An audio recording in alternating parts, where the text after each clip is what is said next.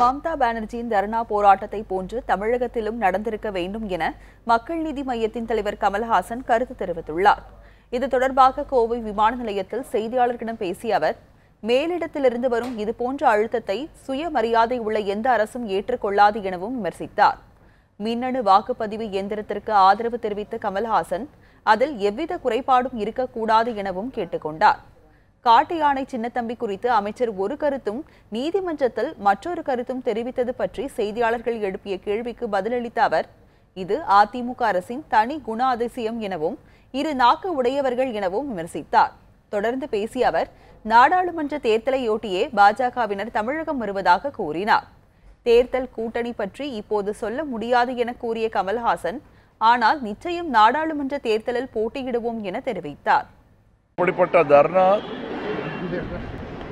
தமிழ்நாட்டிலையும் நடந்திருக்கணும், நடக்கலை. ஏன்னா அவ்வளவு அழுத்தம் மேலிருந்து வருவதை எந்த சுயமரியாதை உள்ள அரசும் ஏற்காது. அதோடைய பிரதிபலிப்பாக இருக்கலாம். முழு அரசியல் இங்கே தமிழர்களுக்கு விளக்க வேண்டியதில்லை, நம் நிலைமையை விளக்கலாம்.